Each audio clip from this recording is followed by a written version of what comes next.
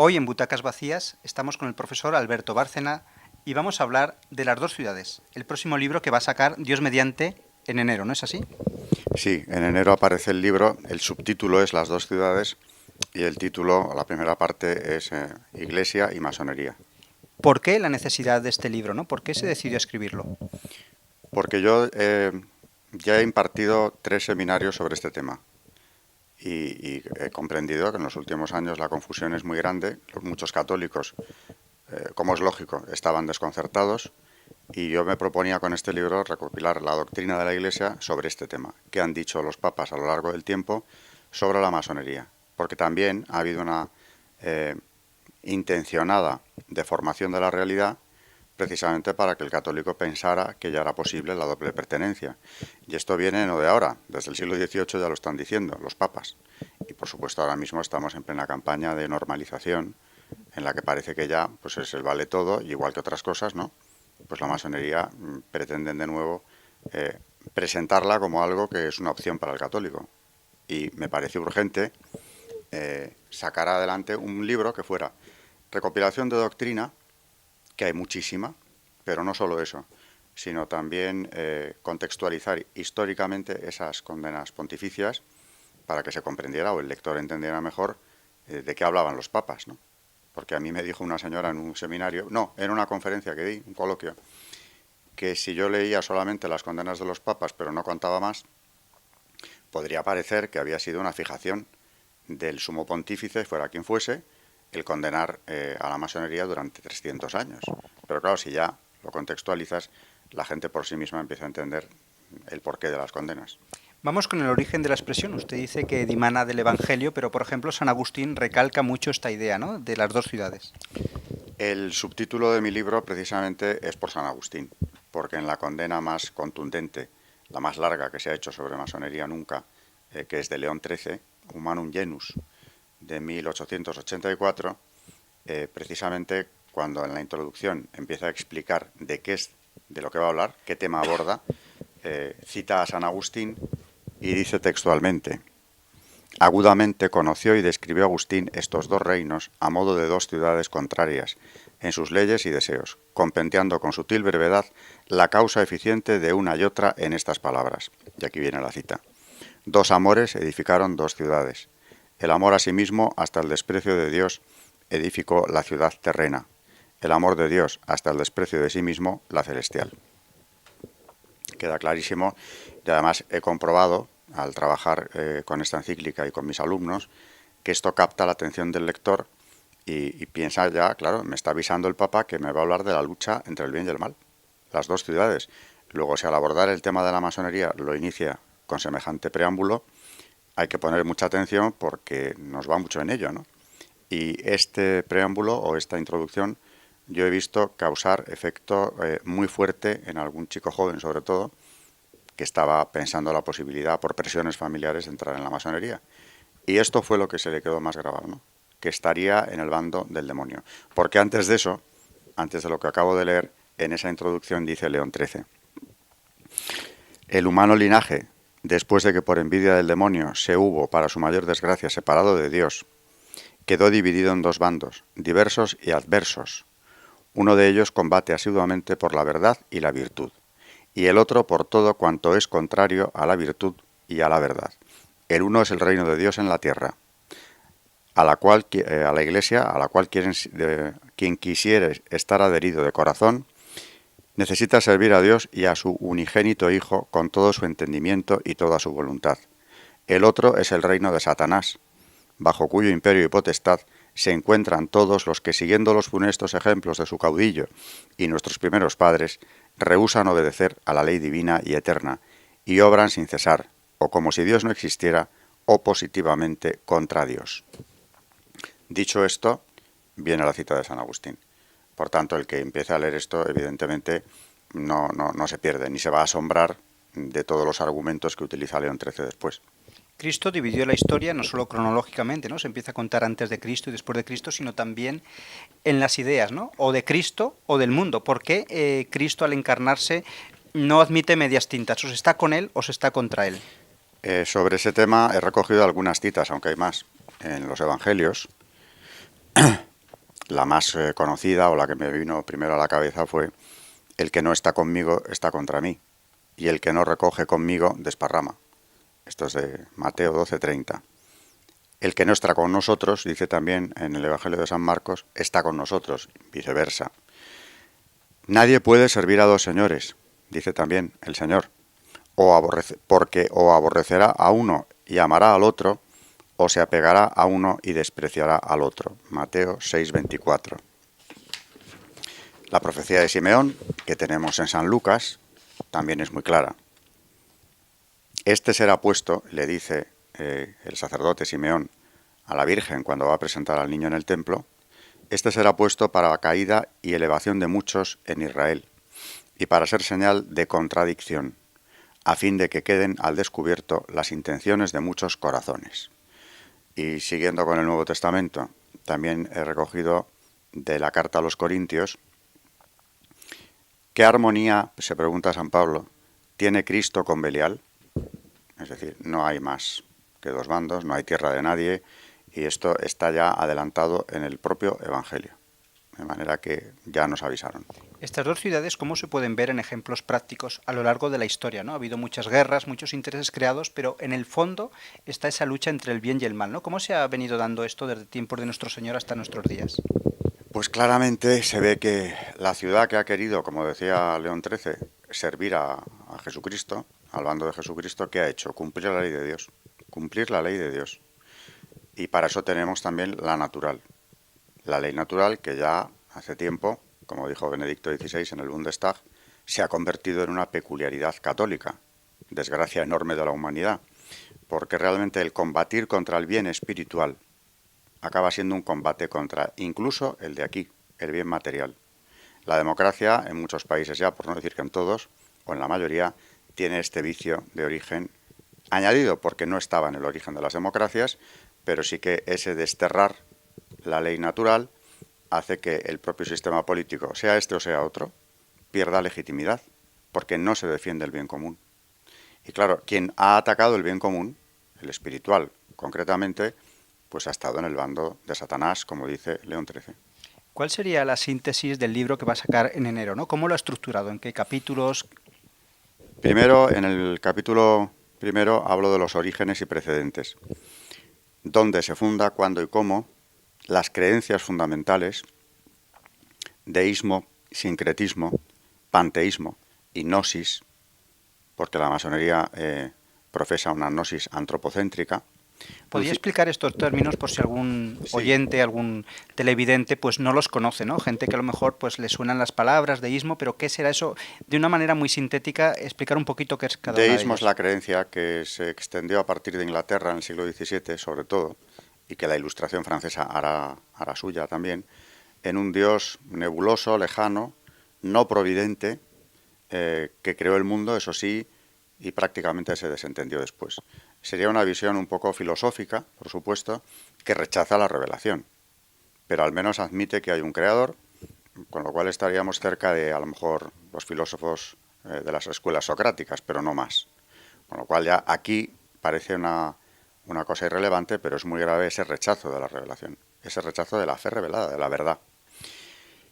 Eso es el deísmo, la visión, digamos, abstracta de una divinidad creadora, pero bueno, luego, sincretismo, pues quienes fundaron la masonería ya lo establecieron así, porque eran clérigos, muchos de ellos, cristianos de diferentes confesiones, protestantes todos, por eso el designio anticatólico es manifiesto desde el primer momento, pero ese sincretismo que se ha interpretado a veces como no entrar en materia de fe en exceso, no vaya a ser que entremos en conflicto nosotros.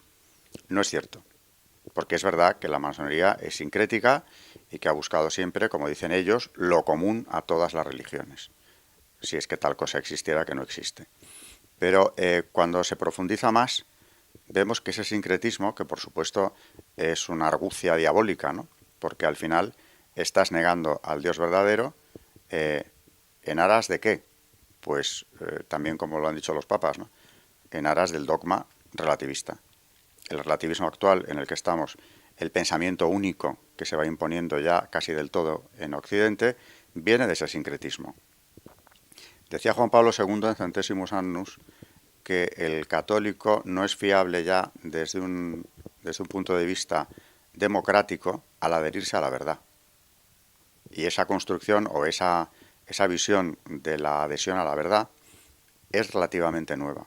No estaba tan claro ni mucho menos cuando se construye Europa, por ejemplo, después de la Segunda Guerra Mundial. Luego tenemos un deísmo que nos ha llevado al sincretismo, es decir, a la negación de la verdad, al establecimiento de un nuevo dogma relativista. Y ahí, claro, se caen todas las creencias, los dogmas, la propia moral, los derechos humanos entran en peligro, que es lo que decía Juan Pablo II al hablar de la vida. Sin ese no hay nada que sostener, no hay sistema de declaración de derechos que pueda basarse en algo que niegue la vida, y eso es relativismo puro. Y la masonería ha tenido que ver en eso también, bastante. Panteísmo, eso está presente ya desde el principio, la adoración de la tierra o la naturaleza, ¿no? Concretando, porque el panteísmo sería la adoración del universo, pero se concreta mucho en la adoración de la tierra. El ecologismo tiene algo de ello. Tiene mucho malentendido, porque también los papas han hablado de ecologismo y de la defensa del equilibrio ecológico como algo obligatorio, pero el panteísmo es otra cosa.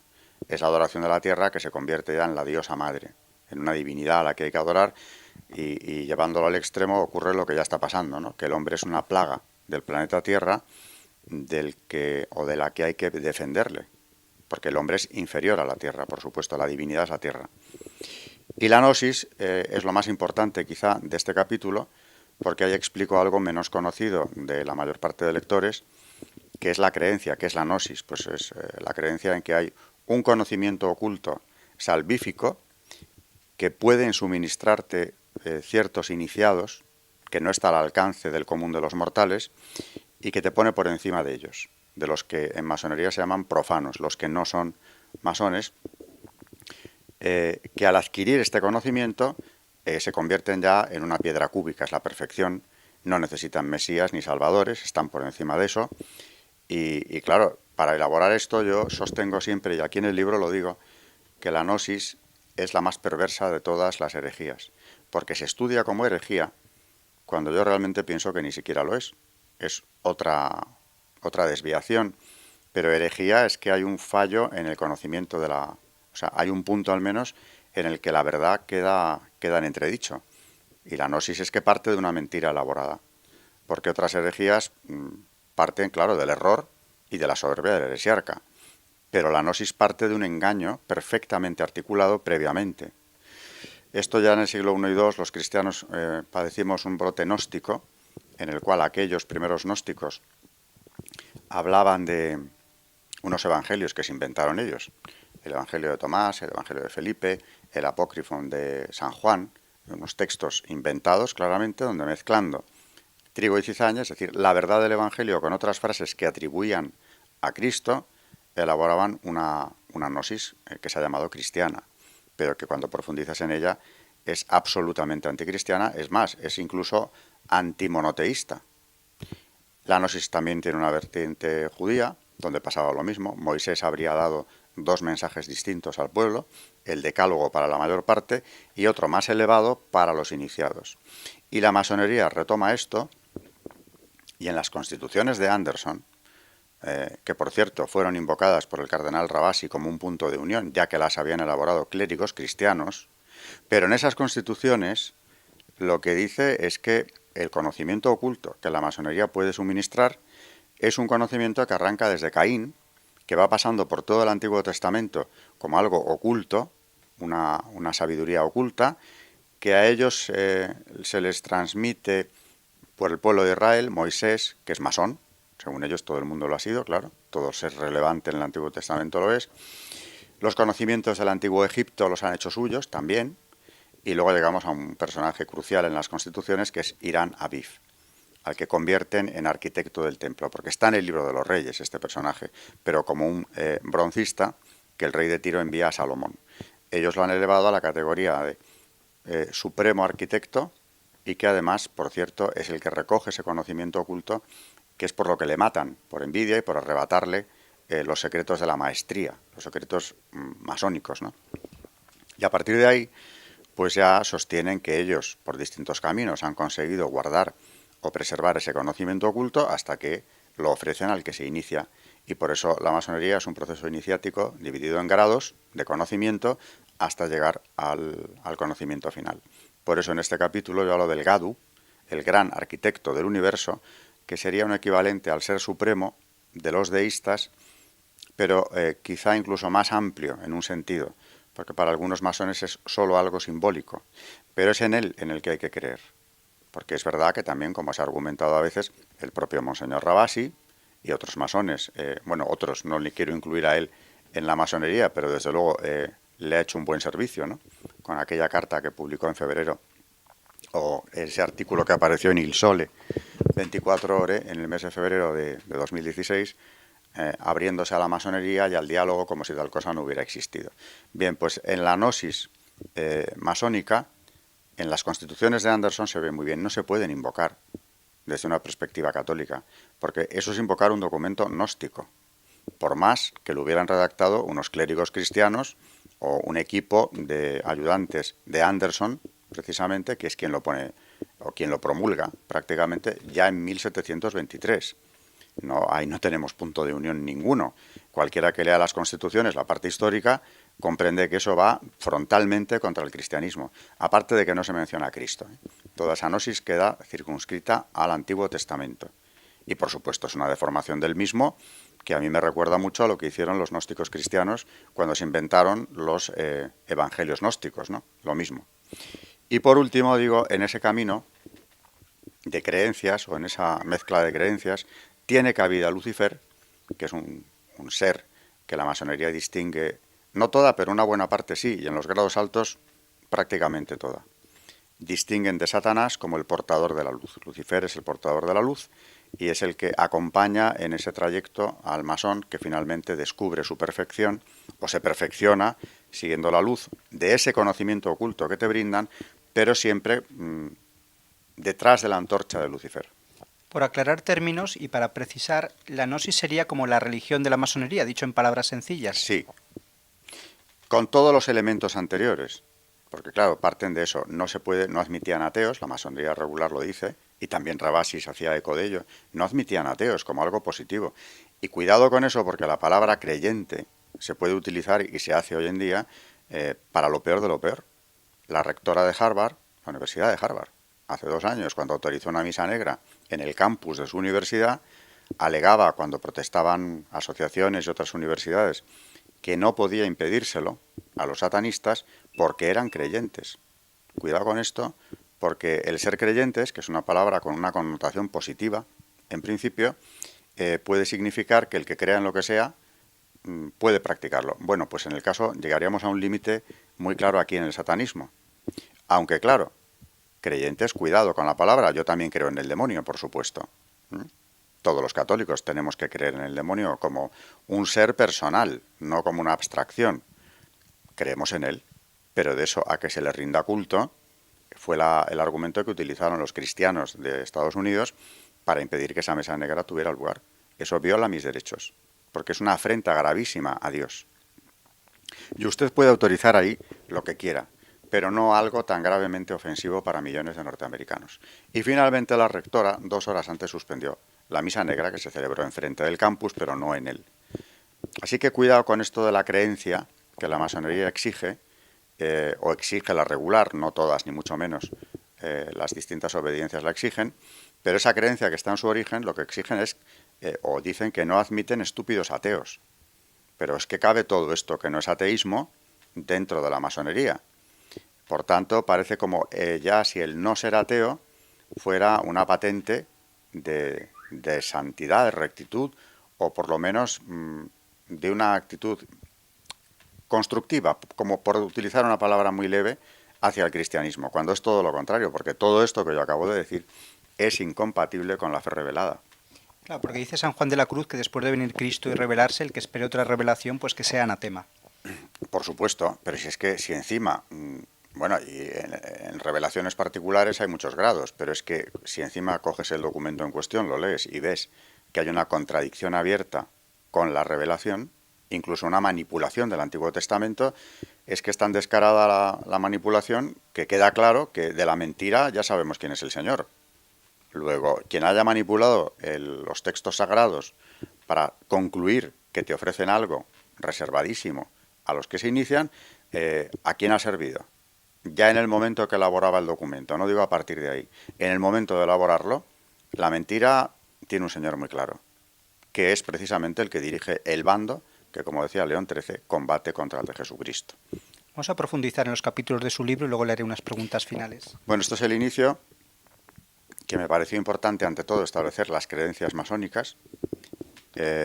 Luego hablamos de las primeras condenas pontificias, que son las del siglo XVIII, y curiosamente ya en 1751 Benedicto XIV tiene que salir al paso de los rumores que se extendían ya de que la primera condena de 1738, no muy antigua, de su antecesor Clemente XII, estaba ya superada.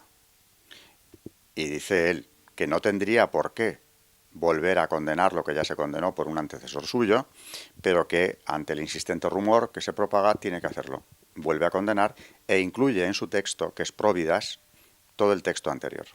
Bueno, pues ese rumor es constante. Y luego hablo de la situación en el siglo XVIII, la participación de la masonería o su peso en la ilustración, en el pensamiento ilustrado, en las creencias religiosas, de su influencia en la enciclopedia, de su influencia en la Revolución Francesa, que por eso tiene una deriva tan anticristiana, no solo por eso, pero el componente masónico evidentemente lo exalta, esa persecución religiosa que se dio en la Revolución, y en algunas zonas de manera muy concreta, pero en general en toda Francia.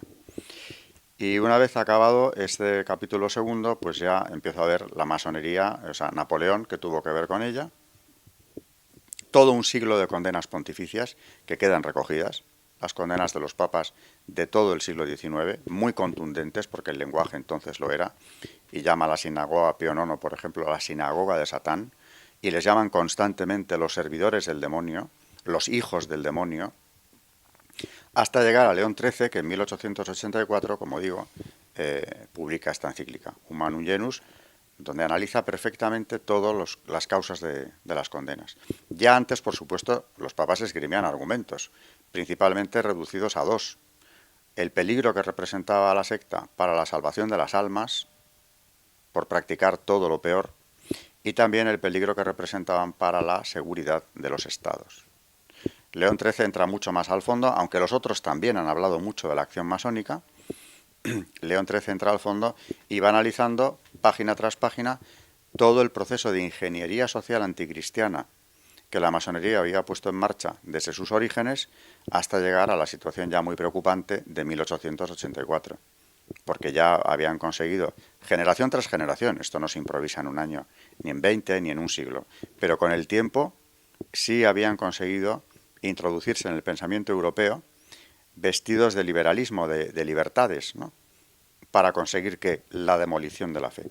Está muy bien todas estas condenas pontificias y son necesarias. Un católico no puede ser de la masonería, pero no solo hay que quedarse ahí, sino hay que combatirla. ¿Qué soluciones prácticas nos ofrecen los papas de combate, de militancia contra esta sinagoga de Satanás? En primer lugar, León XIII acaba llamando a la oración y a la intercesión de María Santísima, porque dice que ya que, puesto que ella, en su Inmaculada Concepción, derrotó ya a Satanás, o sea, vuelve sobre la idea de que es el bando de Satanás, invoquémosla en este combate terrible, viene a decir, que está entablado. Invoquemos también a los santos apóstoles Pedro y Pablo, a San Miguel Arcángel, por supuesto. Así que hay una llamada fuerte a la oración en esta encíclica y también un llamamiento importante que yo he pretendido seguir aquí.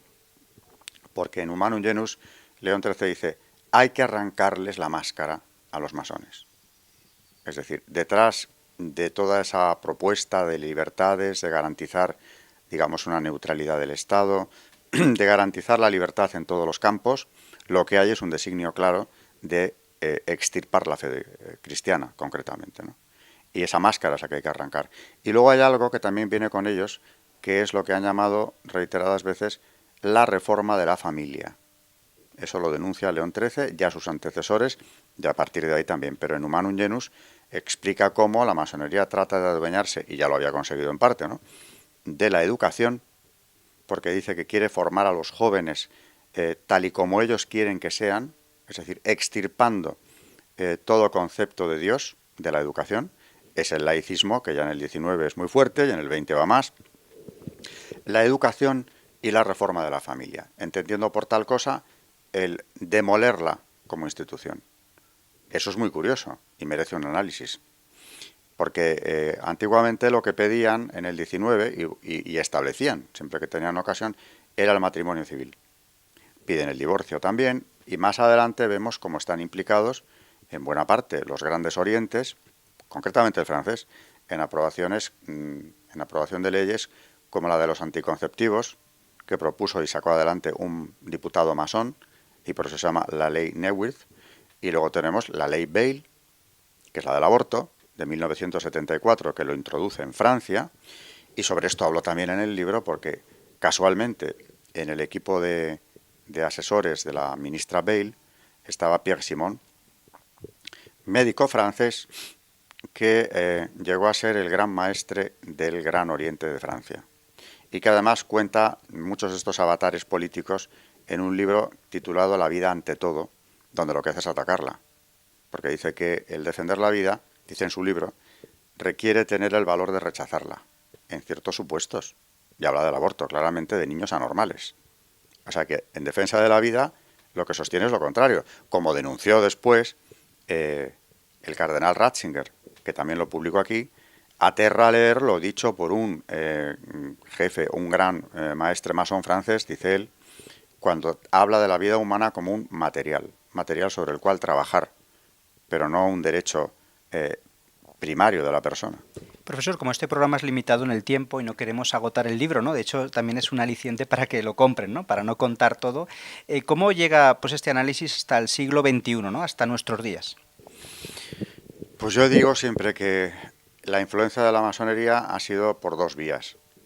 La directa, que es la de aquellos que pertenecen a la masonería o están en asociaciones pantalla, las organizaciones pantalla de la masonería, por tanto siguiendo activamente las consignas masónicas, un conjunto de ideas muy claramente perceptibles, y luego está el legado masónico de todos estos siglos que ha ido introduciéndose en el pensamiento único occidental. Y a día de hoy la amenaza es grande porque ya se ven con la fuerza suficiente de imponer una verdadera dictadura. Así que las libertades de pensamiento, de expresión, por no decir más que estas dos, están comprometidas porque todo el que se salga del pensamiento único naturalmente chocará con una legislación ad hoc que se está empezando a impulsar para amordazar a quien piense de manera distinta. Con lo cual ya no es ni siquiera la libertad de expresión lo que dejan a salvo. ¿No eran precisamente ellos los defensores de las libertades a ultranza? Pues déjeme expresarme. No digo imponerme, expresarme, decir lo que yo pienso. Y esto es el peligro que yo veo ahora. Y, por ejemplo, poco antes de la campaña electoral, en 2015, en Estados Unidos, la señora Clinton decía que había que redefinir los dogmas religiosos, que eran los gobiernos los que tenían que utilizar su poder coercitivo para redefinir los dogmas, lo cual aterra. Y lo dice públicamente. Esto lo ha dicho en un discurso en el Lincoln Center de Nueva York en abril de 2015. Venía hablando en la misma dirección hacía tiempo, pero es que al final, como digo, estos supuestos demócratas a ultranza que todo lo sacrifican a la defensa de la libertad, no es cierto. Mienten en esto. No sacrifican nada a la defensa de la libertad. Sacrifican la misma libertad de todos aquellos que no piensen como ellos. Porque quieren imponer este pensamiento único que está impuesto, vamos a decir ya, legislar en ese sentido, de manera que no se pueda oír una sola voz que pueda disentir de lo que ellos establecen. Y ya para finalizar, don Alberto, el tiempo ya acaba, un mensaje final para que las personas compren este libro y sobre todo también para que no se queden en este libro, se vayan formando en estos temas, ¿no? Si puede también, aparte de este libro, por recomendar buenas lecturas. Yo recomiendo la doctrina de la Iglesia, sobre todo si los que nos oyen son católicos. También en mi libro, cuando hablo de la vida, la defensa de la vida, ¿qué decir? Pues es una encíclica que cito en más de un punto, es Evangelium Vitae, de Juan Pablo II, que para mí es de los documentos más importantes que se han escrito en el siglo XX. Recomiendo la doctrina de la Iglesia porque es muy clara, son documentos elaborados no solo por el Papa, sino por un conjunto de asesores que él tiene que, naturalmente, aprobar. Y detrás de eso hay dos fuentes básicas, que son la fe y la razón. Porque lo que ya está en juego o lo que se está combatiendo ya es la razón. Suprimida la fe, la razón se cae. Los dos pilares que han formado Occidente, fe y razón, van unidos. Y eso en la doctrina los papas han insistido sistemáticamente. Por tanto, en caso de duda, el compendio de doctrina social de la Iglesia, porque ahí está compendiado por materias todo lo que la Iglesia ha ido diciendo en sus pronunciamientos, y claro, al hablar de pensamiento único nos encontramos en el compendio con muchos puntos, no con uno. Bien, agradecemos al doctor Bárcena este resumen tan maravilloso de su libro que saldrá en enero de 2017, Dios mediante, sobre las dos ciudades. Espero que sirva para que las conozcan, la ciudad de Dios, la ciudad del demonio y sobre todo tomen partido, ¿no?, por esas dos banderas de San Ignacio, ¿no?, y estemos radicalmente a favor de Cristo y combatiendo a su lado, combatiendo contra los enemigos de la Iglesia. Ha sido un espacio más de butacas vacías donde hablamos de temas que molestan y temas que lógicamente no salen en los medios masivos de comunicación.